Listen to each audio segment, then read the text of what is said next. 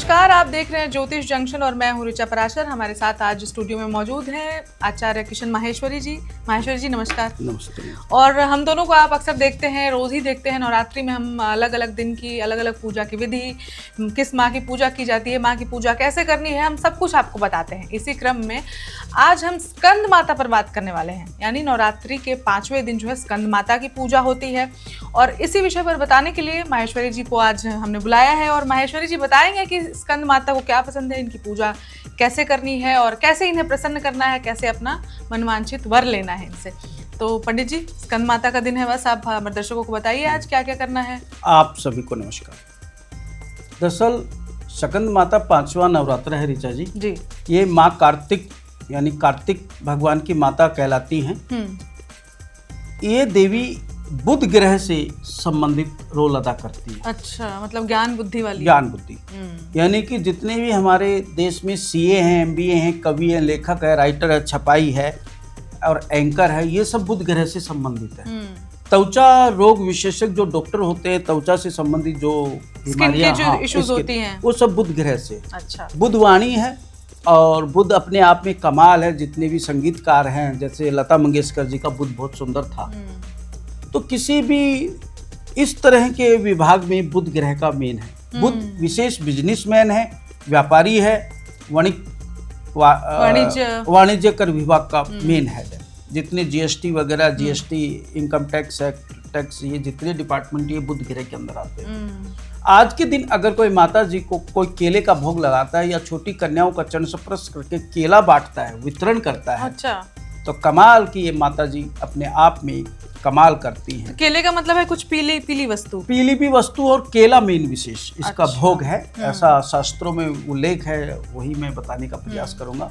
आप किशमिश का भोग लगा सकते हैं। माँ को किशमिश बहुत प्रिय है, ग्रीन कलर की होती है और बुध को बैलेंस करे, विशेषकर स्टूडेंट वगैरह। और एक वकील का भी बुध और बृहस्पति दोनों अच्छे होने चाहिए। बुध बुद्धि का मालिक है और बृहस्पति विवेक यानी ज्ञान का, ऊंचे लेवल का ज्ञान का मालिक है। तो आज ये मौका है, 5वां नवरात्र आप रखिए। अगर इस डिपार्टमेंट से आप हैं तो विशेष रखें, बाकी सभी को सामान्य रूप से अधिकार है कि आप माता का स्मरण करें, लाभ उठाएं। ऋचा जी, एक मेरा छोटा सा सभी से निवेदन है। बिल्कुल। प्राय हम उन माताएं, उन बहनों से मिलते हैं जो अपनी कहानी हमें सुनाती हैं कि मेरा बेटा थोड़ा मेरा कहना नहीं मानता, या जिनकी माताएं वृद्धाश्रम में हैं, या जो अपनी माता का इलाज नहीं करा पा रहा है, या माता को समय से देख नहीं पाल पा रहा है, या माँ की सेवा नहीं कर पा रहा है। ऐसे लोगों को नवरात्रा रखने का कोई अधिकार नहीं है, रख करके भी कोई फायदा नहीं होगा।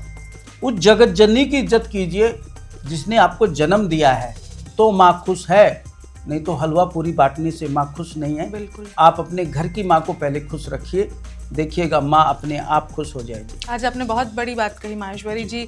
लोग इस भ्रम में रहते हैं कि भगवान की मूर्ति के आगे जाके अगर लाखों करोड़ों खर्च कर रहे हैं तो माता प्रसन्न हो जाएंगी। जब हमारे माँ बाप ही नहीं प्रसन्न होंगे तो माता क्या प्रसन्न होंगी? वो तो जगत जननी है, सब देखती है। बिल्कुल।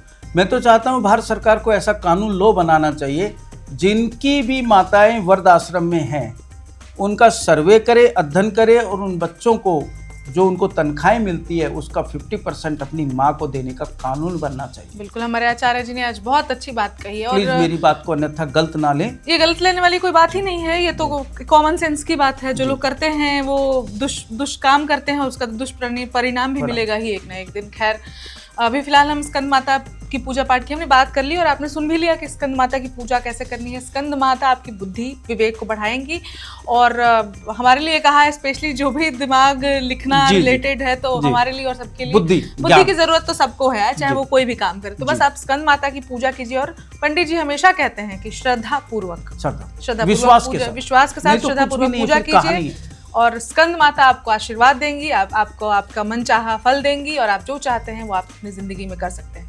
इसी के साथ इस एपिसोड में इतना ही, लेकिन हम फिर मिलेंगे नवरात्रि के अगले एपिसोड में आपसे। तब तक देखते रहिए वन इंडिया हिंदी। नमस्कार। Subscribe to One India and never miss an update.